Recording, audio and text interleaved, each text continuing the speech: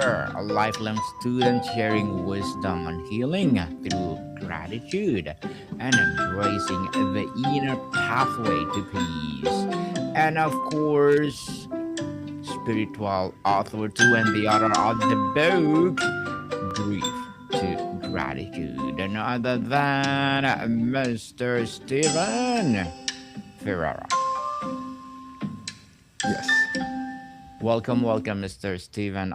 Book 101 review, and can you please introduce more about yourself that I miss? I sure can, Daniel. And thank you so much. I have listened to your podcast many times. I very much enjoy your style, and you really do excellent interviews. So I'm really happy to be on your podcast. I've been a lifelong learner, I guess I would call it, of spirituality. Grew up with a father that was very focused on trying to understand life in a bigger way, and that rubbed off on me.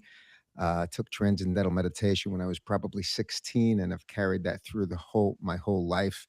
I was a teacher, professor at the Concept Therapy Institute in San Antonio, Texas, for over 20 years, and we taught the laws of the body, the mind, and the soul, and universal principles taken from all the various religions around the world. Had a business career as well. Fortunately, ran was the CEO of a financial services firm. We had over 100 advisors where I was able to practice helping coaching them in their development of themselves as human beings and truly understanding human nature. Sold the business about 5 years ago, and decided that I was going to look back over many, many journals that I had kept for the last 20 plus years. And as I read them back for the first time, it resulted in me developing this book. And then an excellent editor turned it into a manuscript and went to a publisher, and it is now ready to get into prime time, so to speak. So Yes. Yes, and ready to rock and roll. And thank you so much for sharing your knowledge and wisdom to the world. Mr. Steven, thank you. The title frames a journey from grief to gratitude. Can you describe the essence of this inner path and why is it more transformative than simply trying to get over a loss? yes, my journey from grief to gratitude. As I said, I had kept journals for over the last 20 years. My son, Christopher, died in a car accident 21 years ago, actually, just this past week. And he was 23 years old. And out of necessity to needing to express the intense grief, sadness, and just the suffering that you go through when you have a loss like that, I just began journaling. I was an infrequent journal up till then, but then decided really needed to do this on a daily basis and journaled literally every single day for years and years and years. Never looked back at those journals, but when I did, only just a few years ago, I discovered that I was really on a journey. It started from those very raw emotional days where the grief was literally physically, mentally, emotionally so painful, I couldn't almost function at times. And but then over the months, over the years, I began to see that I was having uh, different visions, I guess, or awakenings or revelations, starting to be able to see death in a bit of a different way. And this was all occurring through my journaling process.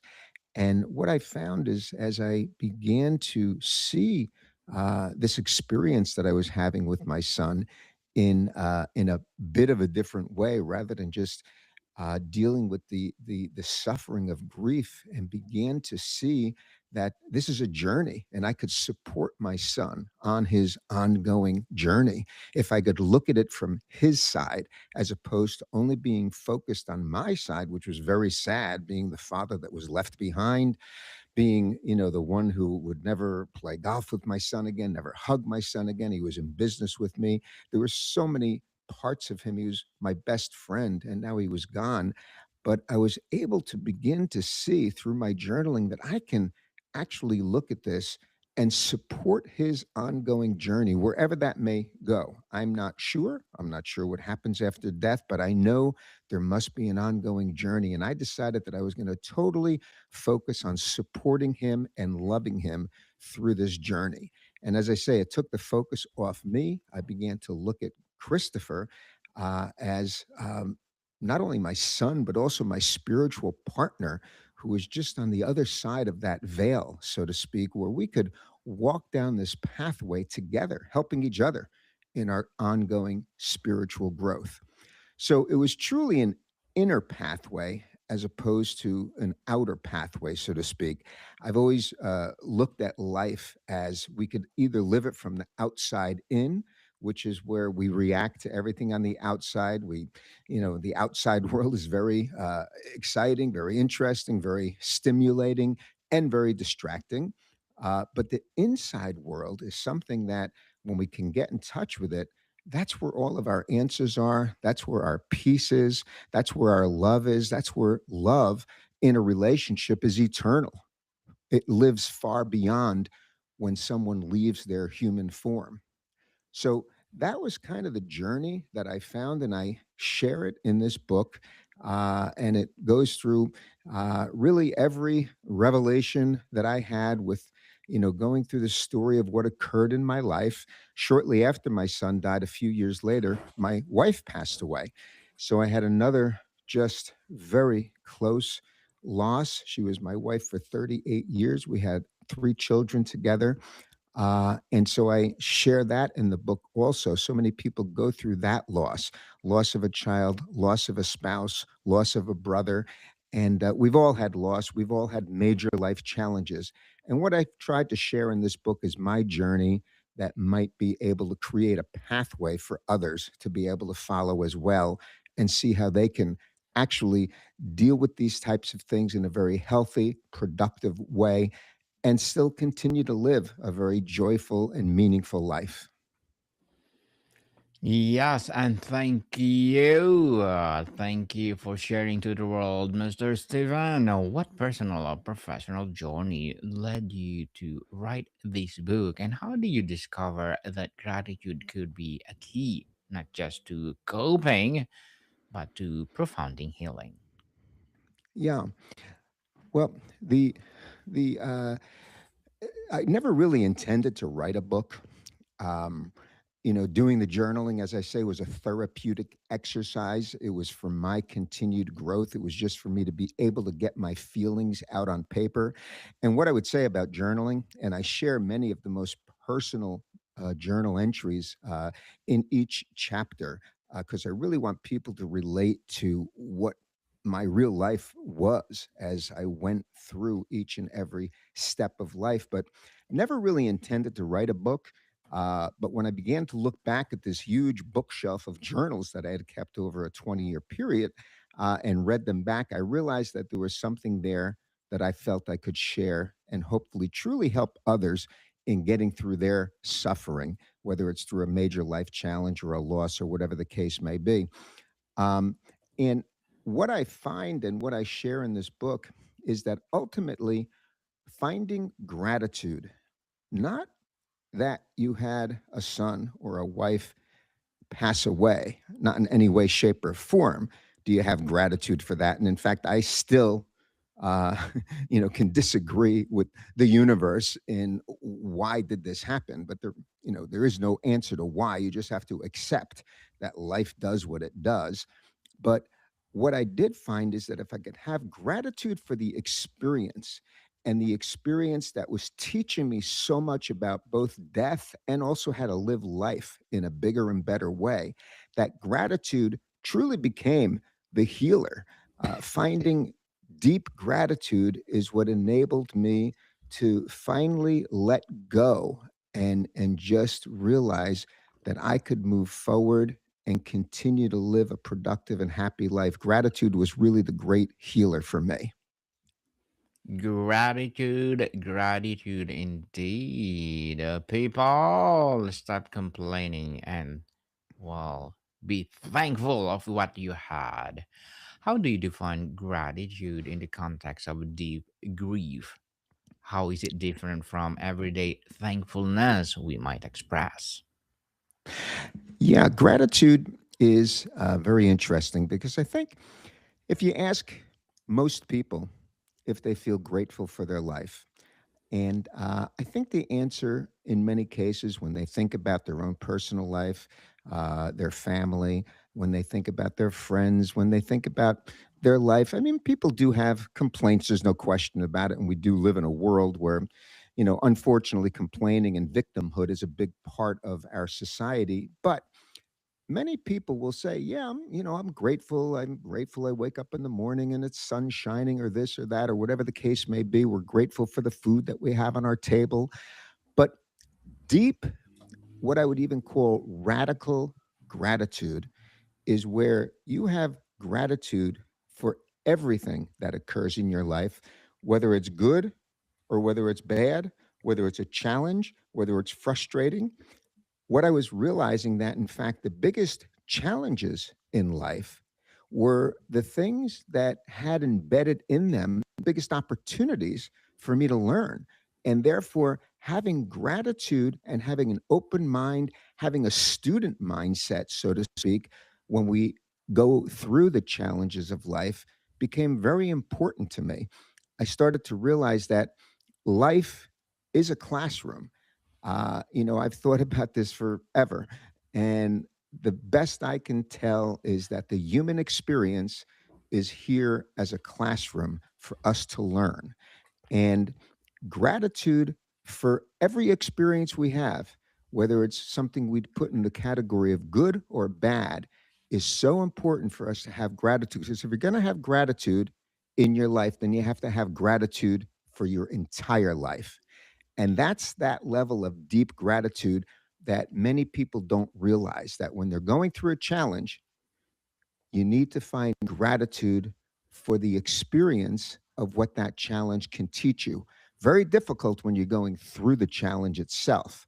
But if you keep an open mind and you look at the challenge in a way where rather than feeling sorry for yourself, you look at it with curiosity, you look at it with interest like, what is there in this that I can learn that can make me a bigger, better, stronger person?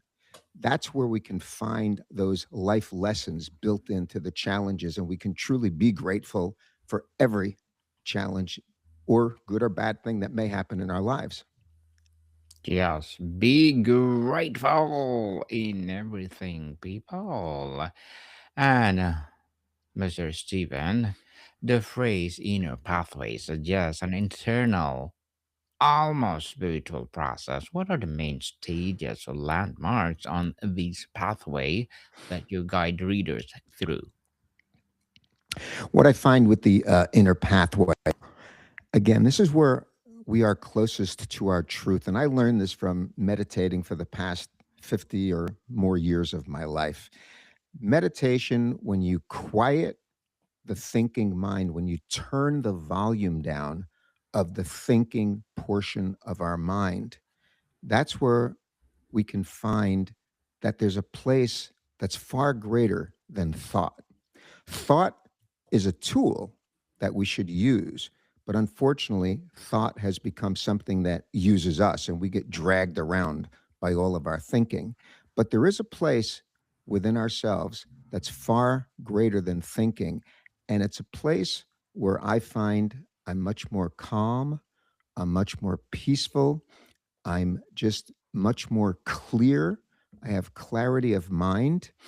And the inner pathway is the only place to find that because the outside, and this is more than ever in the last 20 years, we are overstimulated by social media. We're overstimulated by TV, by the news, by people, by everything going on in the world. And, the world is just doing what it does. The world is just going to keep worlding on, so to speak. The universe, life just continues to unfold. But within ourselves, if we can be in touch with that more quiet inner self that we have, then we can respond to anything that we go through in life, even a storm. We can respond with a calmness. We can respond with a peacefulness. Life uh, for the last 14 billion years, if the Big Bang is when life began, has been just doing what it does for the last 14 billion years. Scientists tell us that, the Earth is one of 2 billion planets just in the Milky Way galaxy.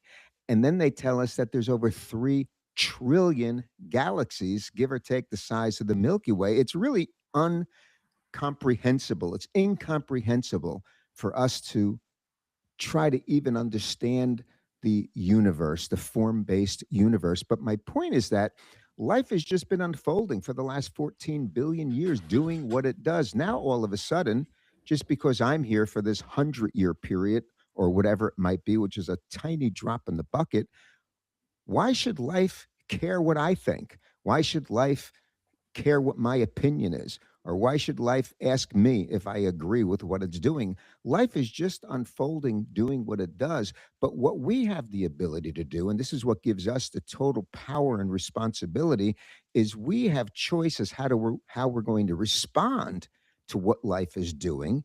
And therefore, we have total control of how we want to experience life. So that's the inner pathway. We have total responsibility of how we're going to experience our life by responding and choosing to respond to life in a loving way as opposed to a fearful way or whatever other way we may respond. In a loving way.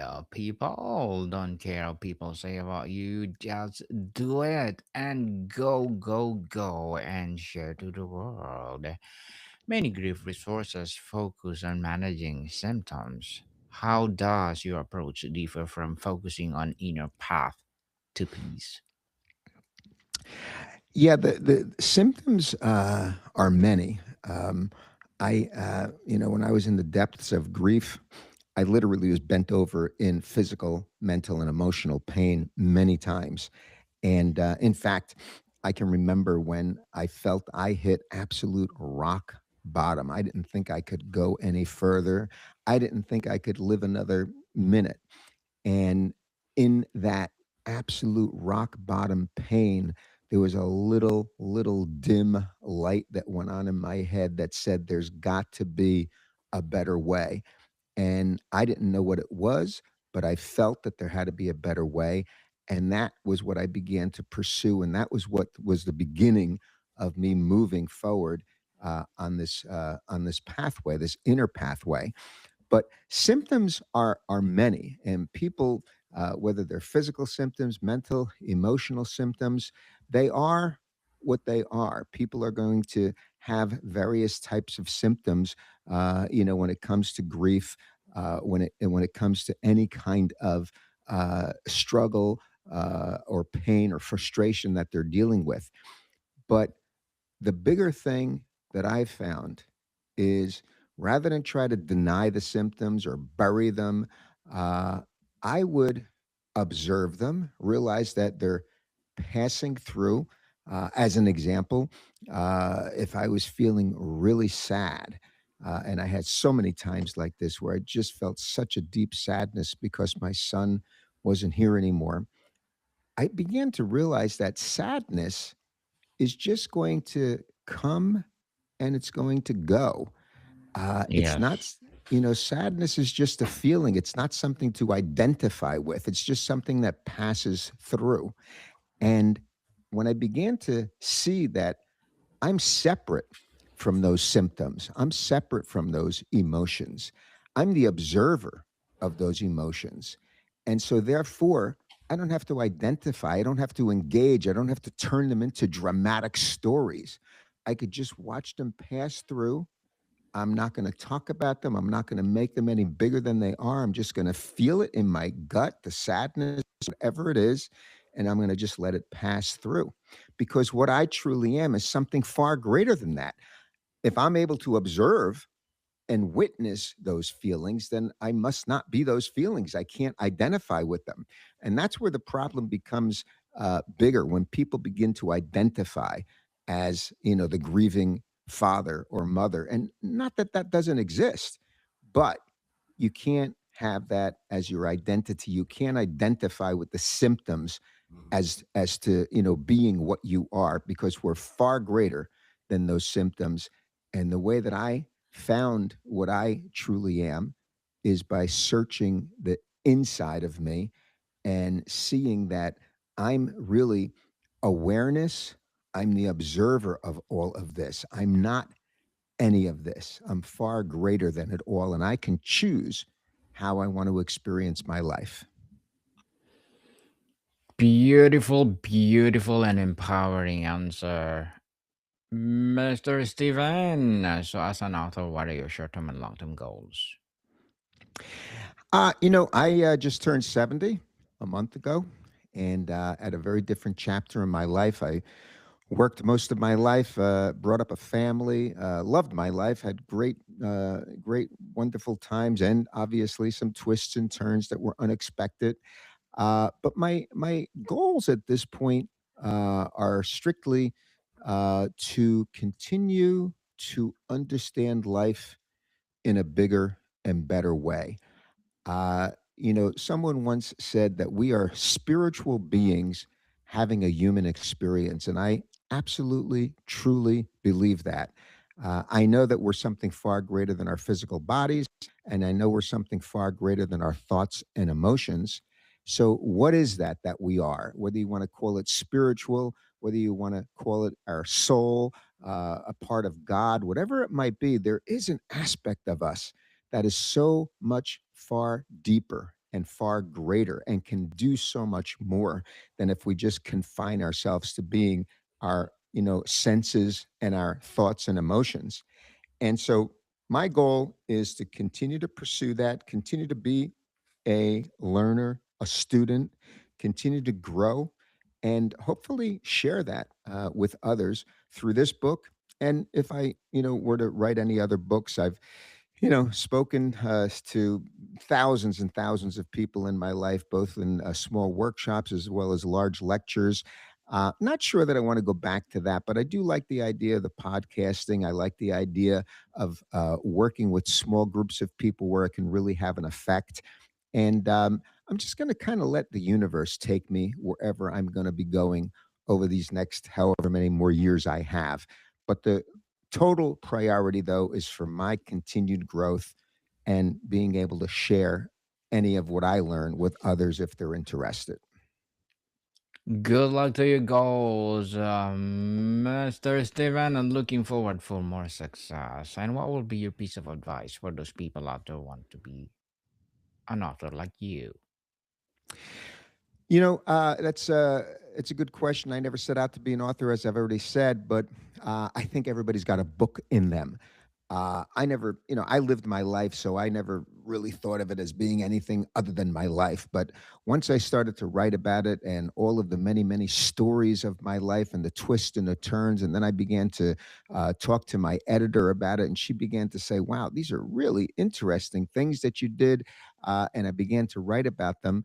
uh I just saw that I had something that I could share with others. So what I would say is, firstly, I think journaling, which is a form of writing, obviously, different form than being an author of a book, but journaling is something I recommend so highly to everyone.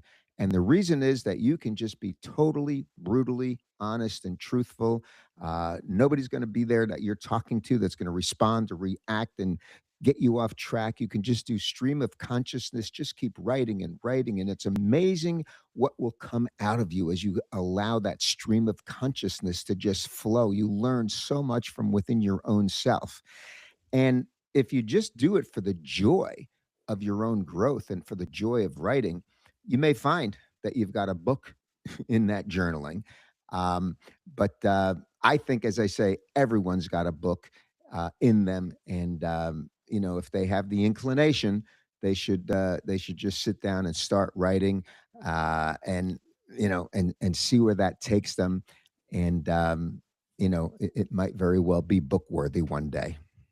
Yes, definitely. And thank you so much for sharing your book to the world again, Mr. Steven, and hoping for more and more empowering book like this to come.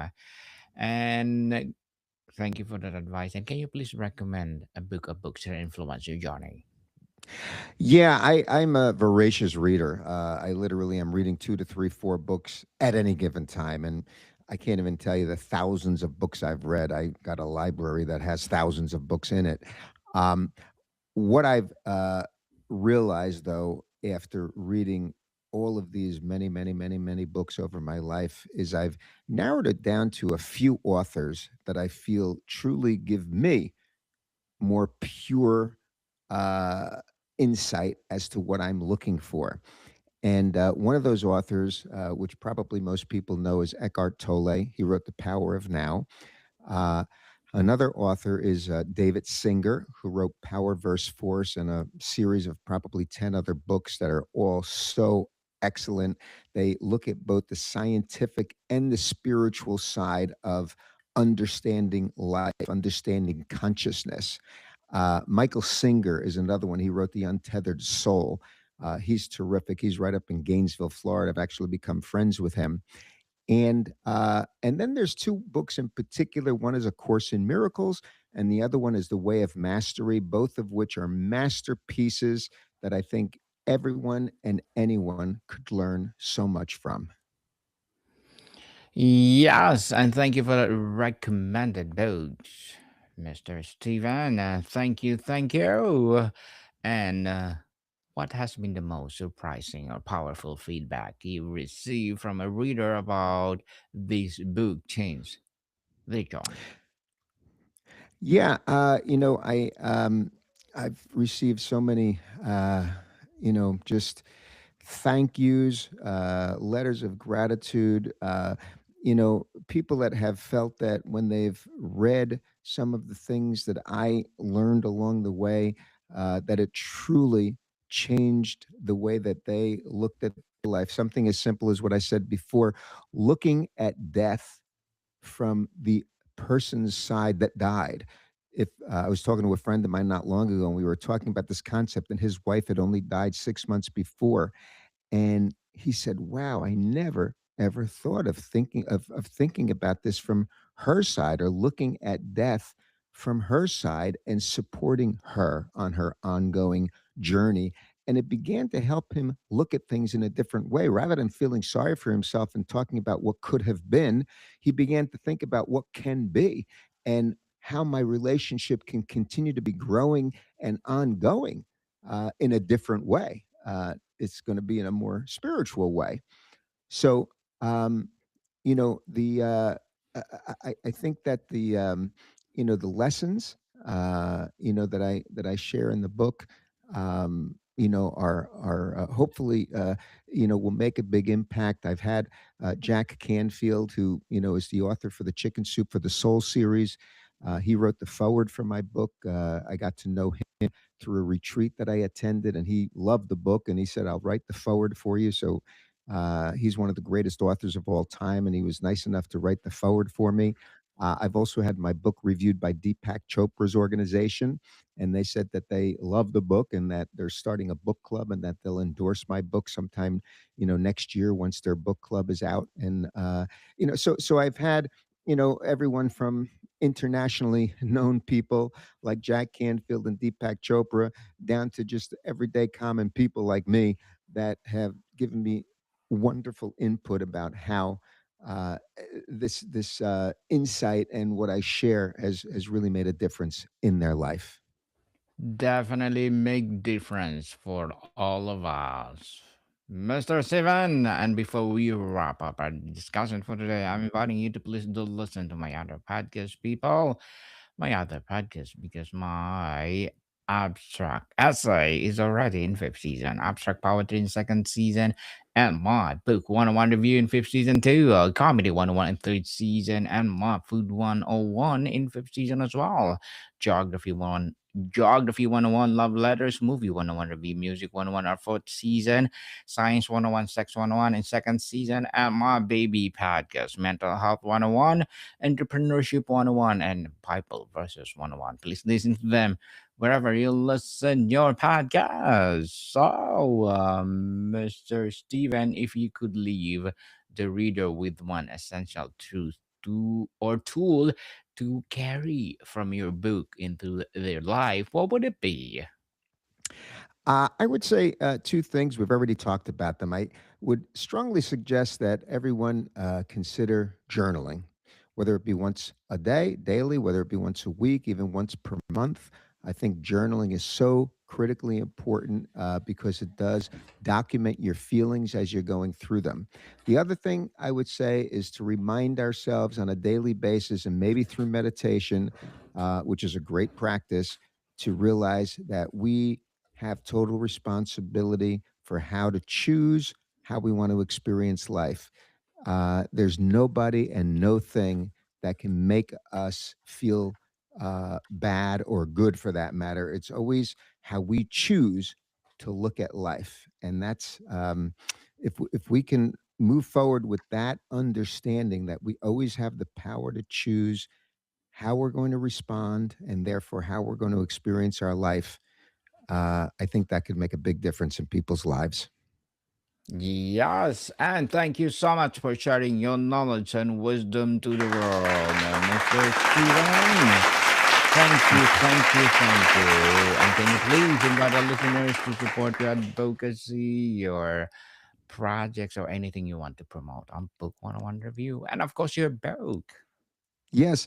Well, the easiest thing to do is go on my website, StevenFerrara.com. StevenFerrara.com. And that'll take you to Facebook, Instagram. You can pre order the book, it'll take you to every place you need to go.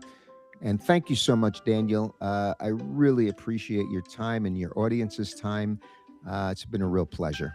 Yes, indeed. And people let's support Mr. Steven Ferrara because if you support him for sure, more and more empowering books like this to come. So, Mr. Steven, thank you so much for your time. Thank you. Monica people, see you soon.